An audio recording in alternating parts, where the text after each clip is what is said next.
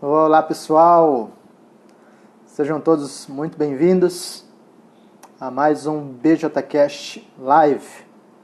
Esse é o nosso BJCast Live de número 7. Vamos esperar aqui rapidinho, enquanto vai chegar mais gente. Mas, mesmo que o pessoal, você mesmo não consiga assistir agora, vai ficar aqui salvo para você assistir depois, né? Você tem 24 horas aqui no Instagram. E Gabi, seja bem-vinda. Você tem 24 horas, Mel, seja bem-vinda. 24 horas para acompanhar aqui no Instagram. E também esse áudio vai lá para o nosso podcast, né? Para o BJCast. Cláudia, bem-vinda. Fábio, bem-vindo, Fábio. Opa. Belsoli Neto, eu esqueci o nome. Mas sejam todos muito bem-vindos. Ok, fazia um tempinho, né, que a gente não fazia aqui a nossa reflexão. Mas vamos retomar aqui hoje, né, com a graça de Deus. Bom, primeiro deixa eu fazer alguns anúncios aqui. Na verdade, não, é um anúncio especificamente, que é o de que o BJCast está de casa nova. Tá? BJC, tudo continua normal, alemporto.com. O BJCast eu vou ter que redirecionar o link, né, de bjcast.alemporto.com. Deve continuar o mesmo endereço, mas vai para um outro lugar. E agora a gente está hospedando o BJCast não mais no SoundCloud, mas no Anchor.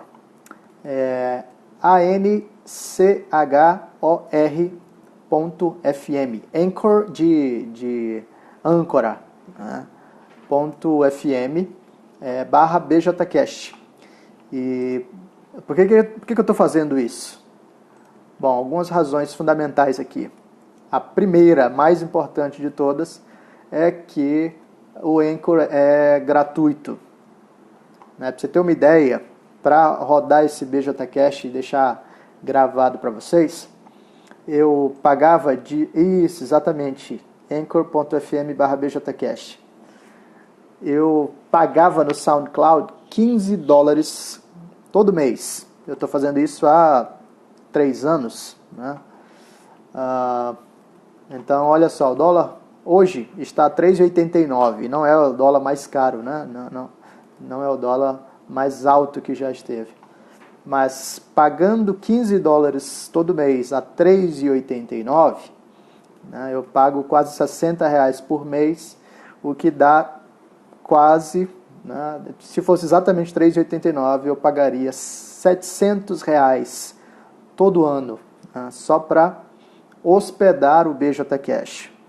Isso é só custo de hospedagem, né, sem contar equipamento, né? Eu compro microfone, eu compro, né, tudo, cabos e, enfim, todas as coisas que eu tenho investido para poder fazer esse negócio aqui rodar. Então, em outras palavras, eu pago para fazer o BJCast acontecer. Tá? Então, o que eu puder enxugar aqui, lógico, sem perder a qualidade, a ideia é fazer alguma coisa minimamente decente, né? Para quem está acompanhando, para servir vocês. Mas isso funciona também como encorajamento, tá? Para vocês, tá? Se vocês quiserem apoiar o BJC ou o BJCast, aproveitem, consumam os cursos, entrem lá em apoia.se / BJC, e assim vocês vão poder colaborar, contribuir, sei lá, com R$1 por mês. Já pensou se tivesse 300 pessoas colaborando com R$1 por mês, já pagaria quase metade da hospedagem?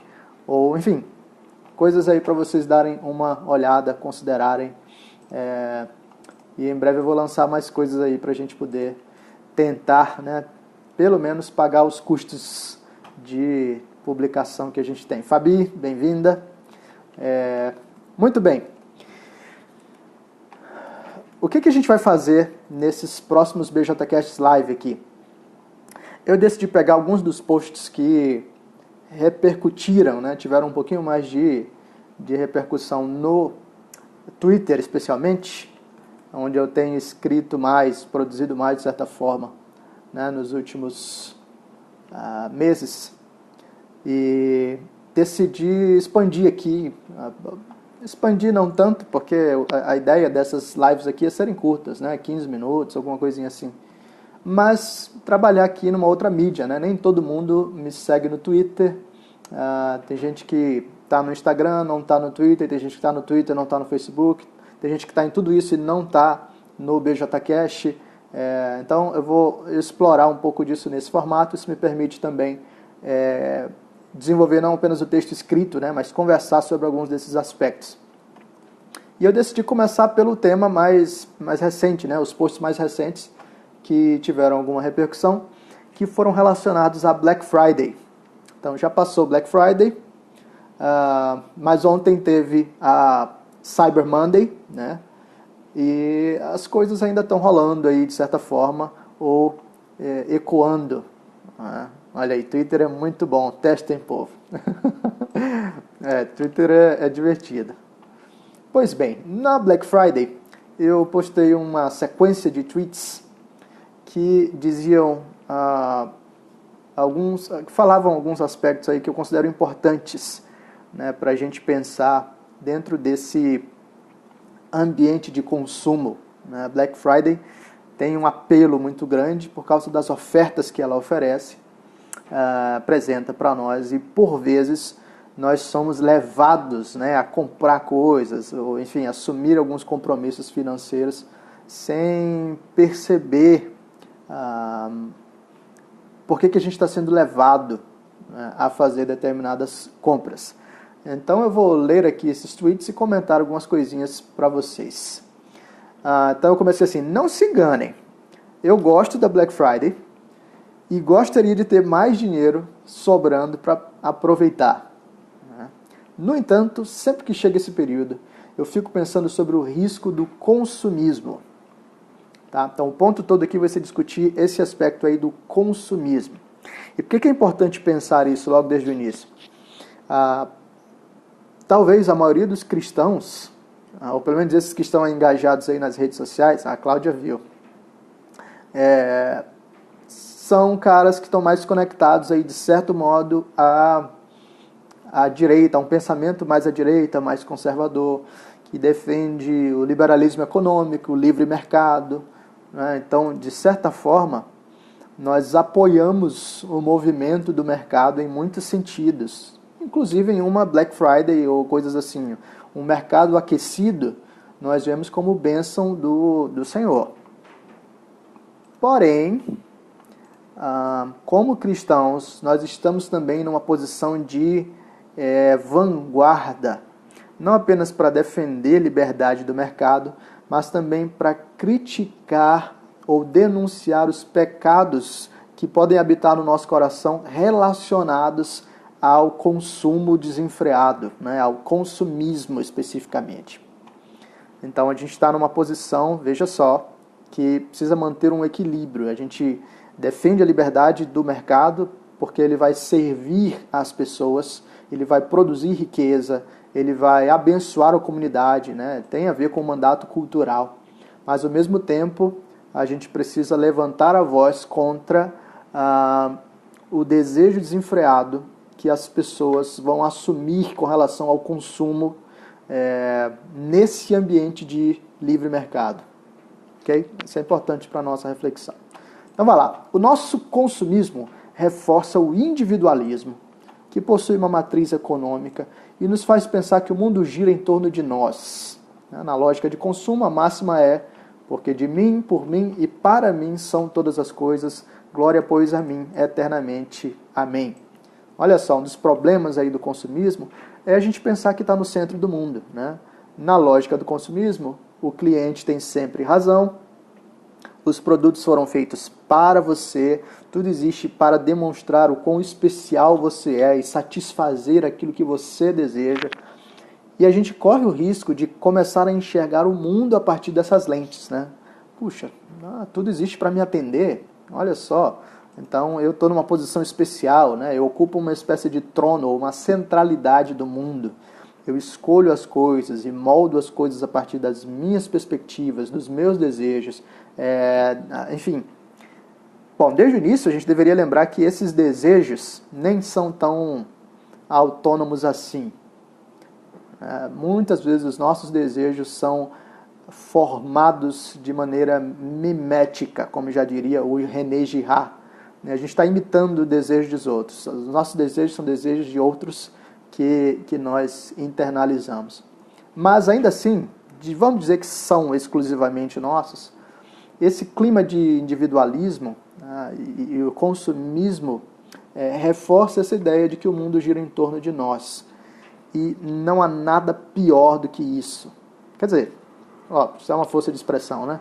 Mas poucas coisas são tão ruins quanto isso. A gente, sempre que a gente se coloca no centro do mundo, dá muita coisa errada, né? Em termos do nosso relacionamento com Deus, fundamentalmente, mas também em termos do nosso relacionamento com os outros e do nosso relacionamento conosco. Exemplos disso. Vamos lá, o segundo ponto. O consumismo reorganiza a nossa identidade. Então, o nosso relacionamento conosco. O nosso valor é definido em termos do que possuímos. Celulares, carros, roupas. É aquela velha história do ter em vez de ser. E com isso nós alimentamos ansiedade, descontentamento, cobiça no coração, né? Sempre queremos ter mais para nos sentir mais alguma coisa. Olha só, mais um comentário aqui da MSI E. Carvalho. O único ser que se autodetermina é o Senhor. É isso aí. Deus é o único ser independente, né? Sempre que a gente se coloca no centro, a gente está ocupando um lugar que não nos pertence. E o resultado disso é trágico, né? Porque a gente vai ser... George, tudo bem, George? A gente vai ser esmagado pela realidade. E a realidade é que só existe uma pessoa que ocupa o centro, que é Deus, e não nós. O consumismo reorganiza a nossa identidade. A gente passa a se perceber e a se definir em torno daquilo que a gente possui. Então, Black Friday é essa oportunidade para a gente reforçar a identidade. Não, eu preciso ter aquela bolsa, aquela calça jeans, aquele celular, aquele carro. Enfim, eu preciso ter aquelas coisas que vão me dizer quem eu sou. E se eu tenho isso, então eu me sinto seguro na minha identidade. E se eu não tenho, eu me sinto minimizado, né, inseguro na minha identidade. Qual é o problema? Ninguém se sente plenamente seguro. Porque quem tem e coloca a sua identidade nessas posses ou nesses produtos, percebe que esses produtos se desgastam com o tempo, desvalorizam, se perdem. E por isso você precisa o tempo todo comprar mais e mais e mais. E mesmo quando você já tem, você precisa de mais deles para poder se sentir ainda mais seguro. E esse é um poço sem fim. Se a nossa identidade estiver centrada nos itens, nos produtos que a gente consome, nós somos os mais miseráveis dos homens. O consumismo fecha os olhos, nossos olhos, para a generosidade e misericórdia às quais fomos chamados. A gente passa a gastar tudo conosco, até mesmo em coisas supérfluas, e a gente não considera as necessidades das pessoas à nossa volta. Toda a nossa renda vai para nós, e isso não é bom. Veja, desde o Antigo Testamento, nós somos direcionados por Deus para não gastar toda a nossa renda conosco. No Antigo Testamento havia uma lei, no Antigo Israel, que era a lei da respigadura. E o que essa lei dizia? Você tinha lá o seu plantio, né? Enfim, estava lá no seu campo, produzia lá no seu quintal, sei lá. E havia o período da colheita. E o que a lei de Deus dizia é que, enquanto você saísse para colher, sei lá, o seu milho, sua uva, o que fosse, as espigas que caíssem no chão, você não deveria se abaixar para juntar. O que caiu no chão, Deus diz, deixa para que o pobre, o órfão, a viúva, o forasteiro, o que o Tim Keller chama de o quarteto da vulnerabilidade, deixa para que os vulneráveis possam desfrutar. Então olha que interessante, você não simplesmente dá, porque era necessário que esses vulneráveis fossem lá fazer a colheita, eles trabalhavam, mas ao mesmo tempo, né, você está doando de certo modo. Aquilo que é parte da sua plantação vai ficar para outra pessoa. Então, em outras palavras, você não gasta tudo aquilo que você tem com você mesmo. A colheita não é totalmente sua. E para a gente, tem a ver com a nossa receita financeira. No Black Friday, a tentação era de gastar tudo que a gente tinha, e até o que não tinha, usando cartão de crédito, para satisfazer nossos desejos. Mas, biblicamente, exatamente, isso aparece em Ruth. Boaz manifesta exatamente essa bondade e aplica essa lei com Ruth. Então, o consumismo, de modo geral, não só Black Friday, né? O consumismo, de modo geral, fecha os nossos olhos para isso. Mas Deus molda os nossos olhos nessa direção e o nosso coração. Lembra da igreja em Atos, e a percepção e a vida da igreja era essa, né? De as pessoas compartilharem, até mesmo venderem coisas que tinham e doar para servir as outras pessoas. Então, esse tipo de postura é importante para a gente. O consumismo mata isso no nosso coração. O Fábio está perguntando aqui: reverendo, o senhor acha que a Black Friday tirou o foco do Thanksgiving? Não tenho certeza se é dessa forma. Ah, tá. É assim mesmo, tudo junto. Mas, com certeza, eu acho que é muito mais popular na nossa cultura, né? Nos Estados Unidos ainda é muito forte o Thanksgiving, mas na nossa cultura é muito mais forte a Black Friday do que o Dia de Ação de Graças. E isso fala sobre onde é que o nosso coração está, né? Tem muito mais o desejo de consumo e a centralidade do eu do que a gratidão que nos tira do centro e coloca o outro, especialmente Deus, no centro. Então vamos correr aqui para a gente encerrar. Quarto, o consumismo se instala como visão de mundo e de relacionamentos.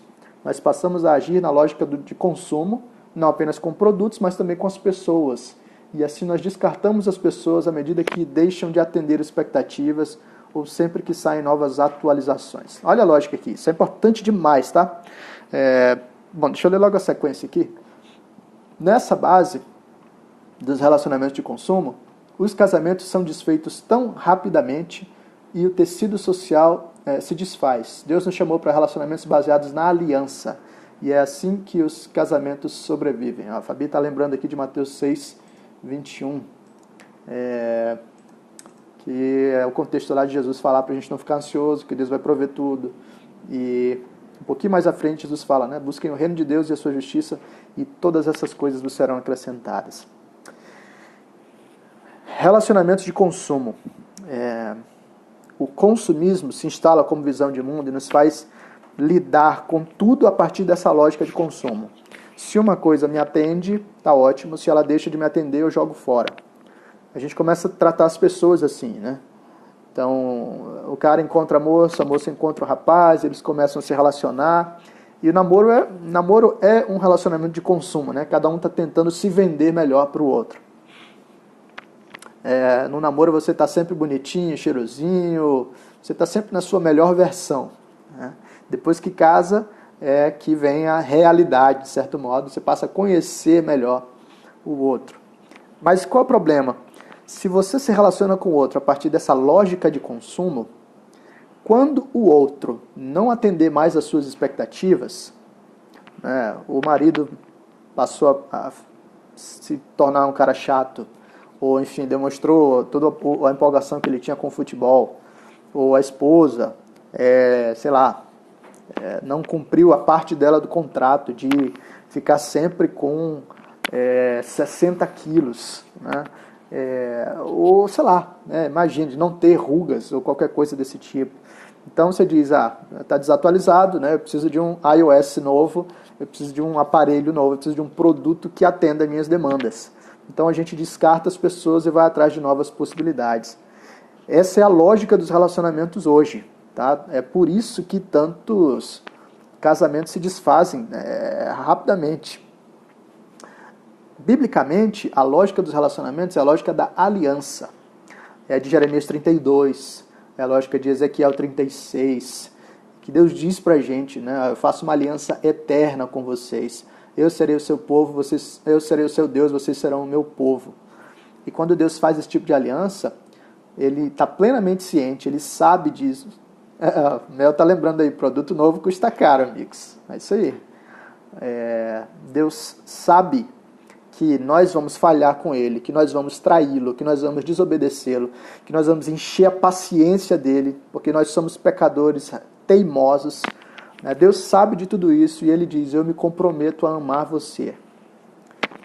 Sabe, é por isso que é tão importante no casamento, algumas pessoas hoje, essa live vai se estender mais, pessoal, sinto muito aí, se tiver coisa para fazer, pode sair tranquilo, vai ficar gravado, vai pro BJCast, depois você escuta, mas deixa eu falar isso aqui com um pouquinho mais de calma, porque é importante. No casamento, hoje em dia está a moda de cada um escrever seus votos, né? E beleza, nenhum problema com isso. Mas o problema está em que os casais hoje estão escrevendo seus votos sem fazer votos. Eles estão escrevendo e descrevendo as suas sensações, os seus sentimentos dentro da relação.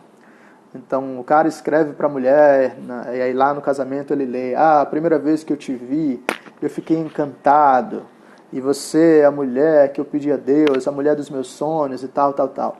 E a mulher escreve dela para o cara, né? E toda vez que eu estou com você, eu me sinto feliz, você me realiza e tal, e coisas desse tipo. Você conhece, né? Tudo bem, não tem problema você sentir essas coisas e falar que sente essas coisas. Mas quando os casais substituem os votos por esse tipo de descrição, eles estão substituindo a base do relacionamento na aliança por uma base sentimental, uma base no consumo. Quer dizer, quando o outro deixar de oferecer esse sentimento, né, de frio na barriga, paixão ou qualquer coisa desse tipo, acabou a base, o relacionamento morre. Enquanto isso, os votos tradicionais dizem, eu prometo ser fiel a você e caminhar com você na alegria ou na tristeza, na saúde ou na doença, na riqueza ou na pobreza, até que a morte nos separe. E isso são votos, isso é uma promessa. E é verdade, tem muita gente que fala sem pensar, de fato, nas consequências. Mas essa é uma base mais sólida e eu diria mais bíblica para um relacionamento, porque não é uma base de consumo, é uma base de aliança. Essa é a lógica dos relacionamentos de acordo com a Escritura. Quando eu prometo caminhar com você nos momentos bons e ruins, eu estou fazendo como Deus, e eu estou dizendo, você vai falhar comigo muitas vezes, e você vai encher a minha paciência, e eu vou morrer de raiva, né? Mas eu estou prometendo caminhar com você. Então, é isso aí, Diego. Lembrar disso nos votos, isso é importante. Ok. Finalmente, chegando aqui ao fim, né? O consumismo nos empurra para a escravidão dos impulsos. Guiados por prazeres fáceis, somos levados por nossos impulsos não apenas no consumo de produtos, mas isso se alastrará em outras áreas, transformando nossos apetites em nossos senhores, né? Qual o problema do consumismo? Lógico, além desses outros que a gente já comentou, é que o consumismo nos faz escravos dos nossos apetites e dos prazeres fáceis. Quem começa a consumir em busca de prazer vai sendo dominado por isso. Então, eu briguei com o chefe, então vou lá para o shopping e vou lá e vou comprar uma calça nova, né? Eu vejo, isso acontece com homem e com mulher, tá? Sei lá, eu vou comprar caneta nova que seja, eu vou comprar um livro novo e eu posso compensar uma frustração emocional comprando, eu posso compensar a solidão comprando, eu posso, enfim, eu tô entediado, então eu vou entrar no meu site preferido e vou lá encher o carrinho e o que eu estou fazendo? Eu estou sendo guiado e estou alimentando os meus apetites e os meus impulsos como essa fonte fundamental de prazer e de satisfação. Beleza, João Rubem? Um abraço. Parabéns, aliás, pela ordenação, hein? Caro pastor, Deus te abençoe. Quando eu faço isso não fica apenas no campo do consumo, mas quando eu começo a alimentar os apetites, a Bíblia chama isso de paixões sensuais, né? Eu começo a me tornar escravo desses impulsos. E isso vai alcançar outras áreas. Então vejam, uma pessoa que é desequilibrada quanto ao consumo, pode se tornar também desequilibrada quanto aos relacionamentos, ou quanto à pornografia, ou quanto à procrastinação e aos outros prazeres fáceis, como ficar zapeando na internet em vez de cumprir as responsabilidades do serviço. Quando eu começo a alimentar esses pequenos apetites, eu me torno escravo deles nas mais diversas áreas, na fofoca, enfim, qualquer outra coisa que seja um prazer fácil e que me livre de cumprir uma responsabilidade, que demande tempo, trabalho, esforço, paciência. Ser guiado pelas paixões sensuais me torna uma pessoa muito mais suscetível a todo tipo de desvios e assim problemas também, né, fundamentais no meu coração.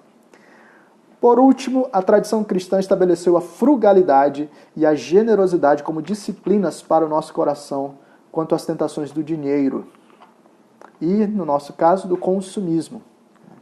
Vidas simples são vidas livres. Vidas generosas percebem que há algo mais importante do que todo o seu luxo. Então, veja bem, a tradição cristã lidou com aqueles três grandes tentadores, vamos dizer assim, né, para o nosso coração: dinheiro, sexo e poder. Então, quanto ao dinheiro, tem a ver com consumismo, as disciplinas estabelecidas são da frugalidade e da generosidade. Então, na frugalidade, eu estabeleço a vida simples como uma meta, como um padrão de existência.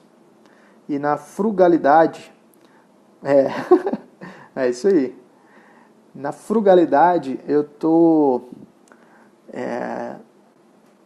estabelecendo um tipo de disciplina que me diz: eu até posso ter muitas coisas, mas eu não preciso ter muitas coisas. Veja, não é pecado necessariamente ter muitas coisas. Deus pode me dar muitas coisas. Mas dentro daquilo que eu estabeleço como um padrão de vida, a vida simples é uma norma, é uma meta, é um objetivo saudável, porque organiza o meu coração e me livra da tentação de ser dominado pelo desejo de consumir. Então, para eu não ser dominado pelo desejo de consumir e dominado pelo desejo de dinheiro, eu vou estabelecer a vida simples como um padrão. Então, é lógico, a vida simples vai variar de pessoa para pessoa, né? Mas, de modo geral, eu não ser dominado pelas posses, né? Eu não ter tudo aquilo que eu posso ter, eu não gastar todo o meu dinheiro com posses, eu realmente ter um equilíbrio, gastar menos do que eu ganho. Essa é uma meta, né? Esse é um dos aspectos aí que a gente pode buscar.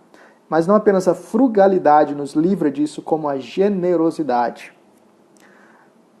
Vou deixar salvo, vai ficar salvo aqui e vai para o BJCast. Tá? A generosidade agora é eu não apenas não gastar tudo comigo, não apenas assumir um estilo de vida simples, como eu servir as outras pessoas com aquilo que Deus tem dado para mim. Aliás, é para isso que Deus nos tem abençoado, né? Lógico, para a nossa alegria, para o nosso desfrute, mas para a gente servir outras pessoas também.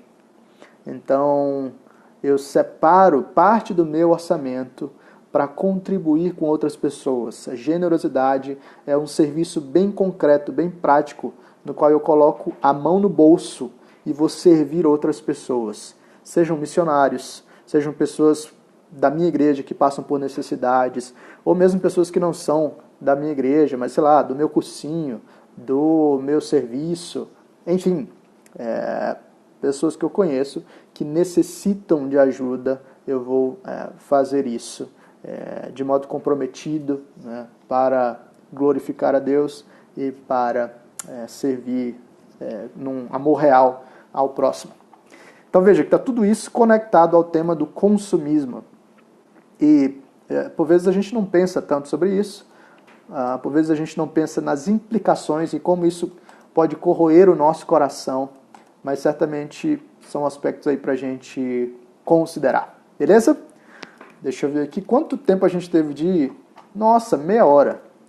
Parabéns aos que acompanharam toda essa live aqui. Vocês são heróis.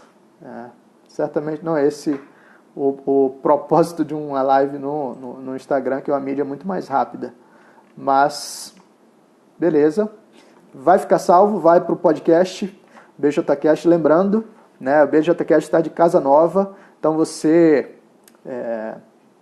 entra lá. Eu vou colocar lá, melhor que o Dr. Ítalo. Tá bom. Eu vou colocar lá e de repente eu vou salvar isso aqui e jogar no YouTube também, para vocês acompanharem, tá bom? Não deixem de acessar lá e voltar para ouvir a mensagem inicial no começo desse podcast. Um grande abraço, que Deus abençoe vocês, uma boa tarde aí de trabalho, de estudos para todos vocês. Tchau, tchau.